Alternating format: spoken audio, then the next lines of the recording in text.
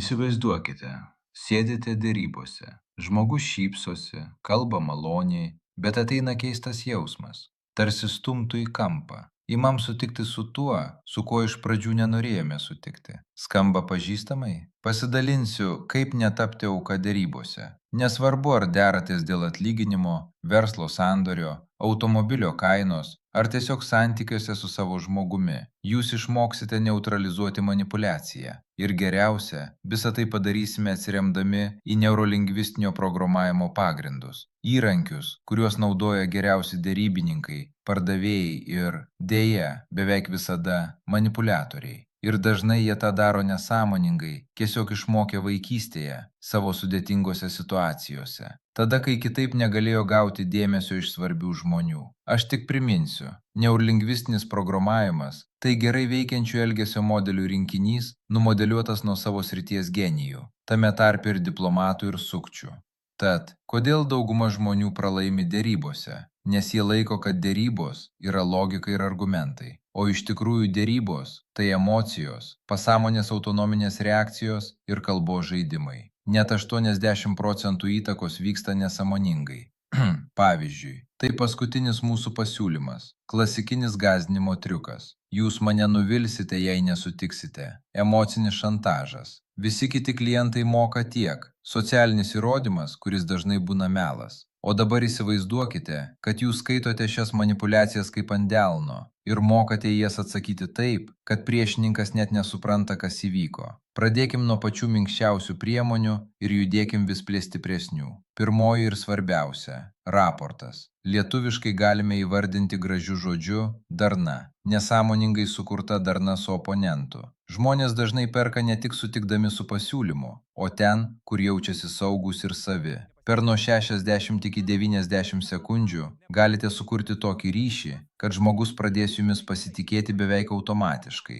Kaip? Veidrodžiuodami jo kūno kalbą, balso toną ir tempą, bei sakomus raktinius žodžius. Subtiliai, neakivaizdžiai, šiek tiek vėluojant ir palaikant intensyviai ryšį ir pokalbį. Taip, raportas – tai pagrindas, kaip nematomas tiltas, kurį nutiesite tarp savęs ir kito žmogaus. Kai darna sukurta, žmogus jau nebesigina. Antroji technikos dalis – sekimas ir vedimas. Pirmiausia, jūs sekate. Sutinkate su realybė, kurią žmogus jaučia ir suvokia. Tai sukuria dar didesnį pasitikėjimą, o tada subtiliai pradedate vesti link savo krypties. Pavyzdys. Jis sako, kaina per aukšta, mes negalime tiek mokėti. Jūs. Suprantu, kaina tikrai svarbi, ypač dabartinėje situacijoje, kai visi skaičiuoja kiekvieną eurą. Ir būtent todėl šis pasiūlymas toks vertingas, nes ilgalaikėje perspektyvoje jis jums sutaupys žymiai daugiau. Matote? Pirmiausia sutinkate su jausmu, tada vedate,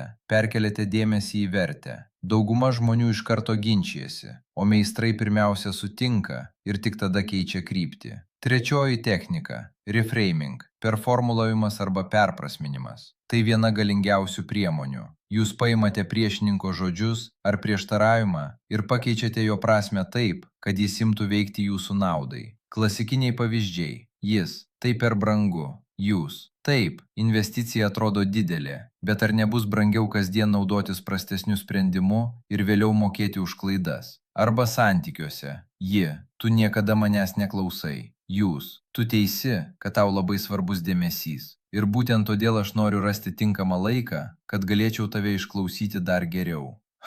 Reframingas paverčia prieštaravimą sąjungininku. Ketvirtoji technika – inkaravimas. Čia prasideda tikroji magija. Jūs sąmoningai susijate stiprią teigiamą emociją su tam tikru gestu, tonu ar žodžiu. Kaip tai daroma? Kai pokalbyje žmogus jaučiasi gerai, juokiasi, atsipalaiduoja, sutinka su kažkuo. Jūs tuo momentu paliečiate savo ranką tam tikroje vietoje, pavyzdžiui, kairį dilbį, arba pasakote tam tikrą raktinį žodį su specifiniu tonu. Vėliau, kai reikia, pakartojate tą patį gestą ar toną ir pasąmonė automatiškai grąžina tą gerą jausmą. Geriausi derybininkai inkaruoja taip atsakymus, pasitikėjimą ir bendradarbiavimą, o ypač stiprus inkaruoja kito žmogaus baimę ar nepatogumą, kad galėtų jį vėliau įjungti subtiliai, jei reikia spaudimo. Tai metodas, kuris neveikia tik sužinojus. Tam, kad pagauti tinkamą momentą, ar atrinkti tinkamą stimulą ir inkaruoti gestu ar garsu,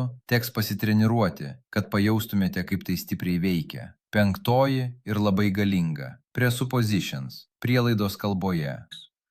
Tai vienas iš tų įrankių, kurį naudojant žmonės net nesupranta, kad juos vedate. Jie jaučiasi lyg patys priiminėtų sprendimą. 6 technika – metamodelio klausimai, gilus kasinėjimas. Kai žmogus naudoja manipuliaciją ar miglotus teiginius, jūs klausiate tikslinamai.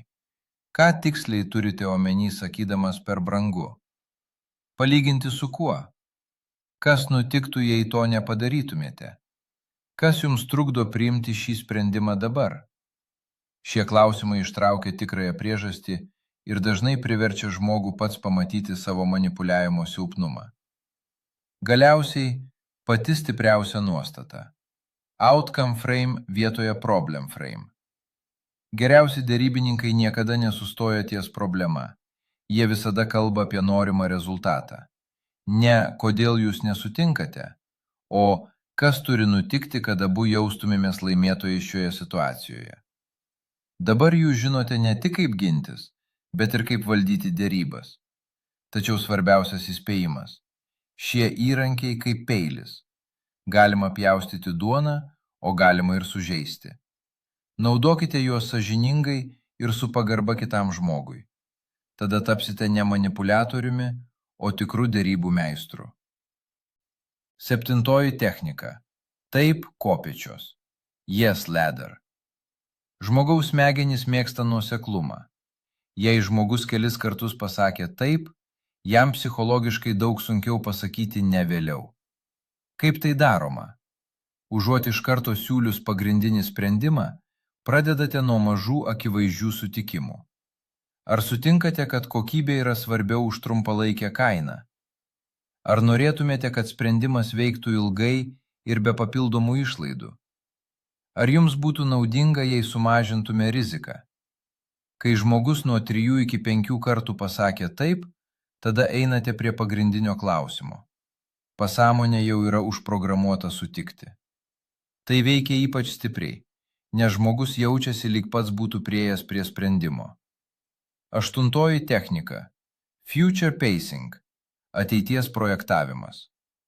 Jūs priverčiate žmogų emocingai išgyventi teigiamą ateitį, kurioje jis jau priėmė jūsų pasiūlymą. Pavyzdys. Įsivaizduokite, kaip po 3 mėnesių jausitės, kai šis sprendimas jau veiks. Kaip komanda bus ramesnė, rezultatai geresni, o jūs galėsite ramiai miegoti naktimis žinodamas, kad pasirinkote teisingai. Žmogus pradeda jausti emocijas dabar, o emocijos yra stipresnės už logiką. Kai vėliau jis galvos apie pasiūlymą, pasąmonė jau bus susiejusi jį su geru jausmu. 9 technika – double bind, dvigubas ryšys. Tai subtilus spąstai, kai abi pasirinkimo galimybės veda jūsų link. Užuot klausus, ar norite pirkti, sakote, norėtumėte pradėti šį mėnesį ar kitą? Arba versle. Ar norite pasirašyti sutartį dabar, ar pirmiausia peržiūrėti detalės? Žmogus jau nebesirenka daryti ar nedaryti. Jis renkasi, kuriuo būdu daryti. Labai galinga technika, kurią naudoja aukščiausio lygio pardavėjai. 10 technika – embedded commands, įterptos komandos. Tai jau aukštesnis lygis. Jūs įterpėte komandas į įprastą sakinį, pakeisdami toną, pauzę ar balso tembrą. Pavyzdžiui, daug žmonių, kai pamato visas galimybės, atsipalaiduoja ir priima sprendimą, nesupranta ilgalaikę naudą. Arba, įdomu, kada jūs pasirašysite šią sutartį ir jausitės visiškai ramus. Klausantis sąmonė girdi normalų sakinį, o pasąmonė užfiksuoja komandą. Svarbus įspėjimas. Šios technikos yra labai stiprios. Jas naudojant galima lengvai pereiti iš įtikinėjimo į manipuliaciją. Todėl geriausi derybininkai visada derina jas su ekologija. Ar tai naudinga abiem pusėms? 11. Meistriškumo lygis.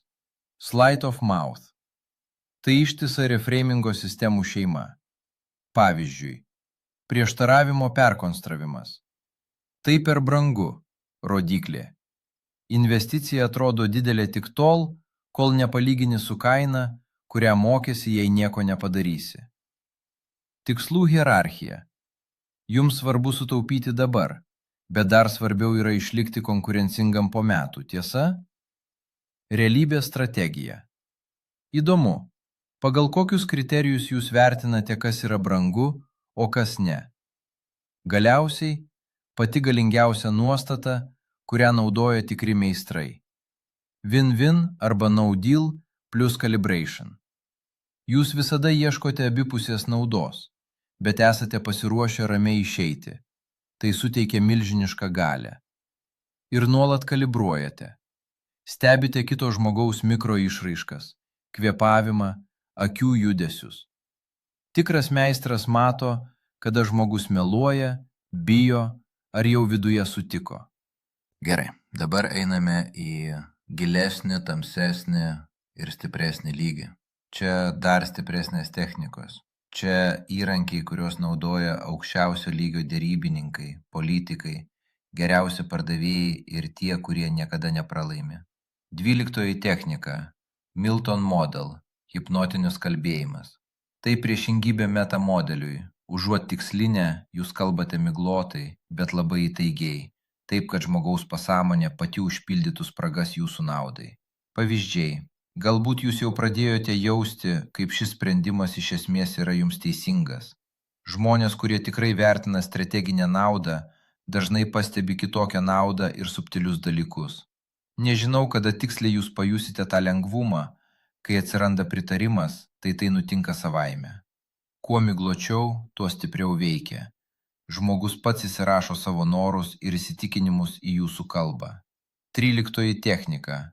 State control plus emotional hijacking. Tikras meistras pirmiausia valdo savo būseną, o tada kito. Prieš derybas jūs įeinate į stiprią, ramią, dominuojančią būseną, ankorą savo. Tada perjungiate ir subtiliai užkrečiate kitą žmogų. Jei priešininkas pradeda pykti ar spausti, jūs liekate ramus ir šaltas. Jūsų ramybė veikia kaip emocinis vakuumas, jis traukia jo emocijas. Po kelių minučių jis pats pradeda nurimti ir sekti jūsų emocinį toną. Dar stipriau, tyčia sukelti trumpą neigiamą emociją, lengvą diskomfortą, o tada iš karto duoti palengvėjimą. Tai klasikinis skausmas palengvėjimas modelis, kurį naudoja geriausi manipuliatoriai. 14 technika – fractionation. Labai galinga ir šiek tiek pavojinga technika. Jūs pakaitomis vedate žmogų į teigiamą emocinę būseną, pasitikėjimas, jaudulys, viltis. Tada staiga nuleidžiate, lengvas abejonių šešėlis ar pauzė. Ir vėl pakeliate dar aukščiau. Kiekvieną kartą grįžęs žmogus jaučiasi vis labiau emociškai prisirišęs. Tai tas pats principas, kurį naudoja tam tikri žmonės asmeniniuose santykiuose, kad sukurtų priklausomybę. 15 technika. Advanced Sleight of Mouth plus Belief Change. Geriausi perprasminimai keičia ne tik žodžius, bet ir įsitikinimus. Tai per brangu, rodiklė.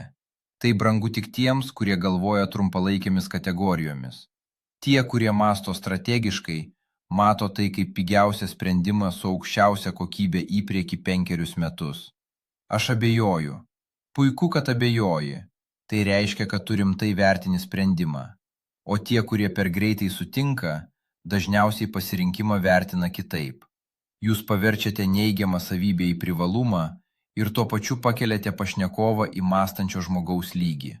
16 technika – The Ultimate Power Move – Silence plus Calibration. Kartais stipriausias ėjimas – nieko nesakyti. Po stipraus argumento jūs tiesiog tylėte ir žiūrite į žmogų. Dauguma žmonių neištveria tylos ir patys pradeda užpildyti ją savo sutikimu, nuolaidomis ar papildoma informacija. Tikras meistras moka skaityti mikroišraiškas, akių išsiplėtimas, lūpų suspaudimas, kvėpavimo pokytis, pečių busileidimas. Kai pamatai, kad žmogus viduje jau pasidavė, tada spaudi. Visos šios technikos veikia maksimaliai tik tada, kai jūs turite aiškų, stiprų ketinimą ir tuo pačiu metu rūpinatės, kad rezultatas būtų ekologiškas, naudingas abiem ilgalaikėje perspektyvoje. Tie, kurie naudoja šios įrankius tik savanaudiškai, galiausiai pralaimi, nes jų pradeda vengti. O tie, kurie naudoja meistriškai ir su pagarba, tampa legendomis derybose. Dabar tu turi pradinės žinias, žinai, ką žino geriausi pasaulyje derybininkai, ir turi galimybę bandyti tai pritaikyti. Gera žinia, šis žinojimas tau padės pastebėti, kai tai bus taikoma prieš tave, ir jūs galėsite visada atsispirti kitų įtakai. O jeigu norėsi treniruotis, norėsi ir išmokti tiek naudotis, kiek apsiginti, visada gali kreiptis į NLP Explorer mokyklą tinklapyje nlplietuva.com ir mokytis subtilių žinių ir technikų, kurios derybas, konfliktus ir automatiškai gyvenimą verčia sėkmingesniu.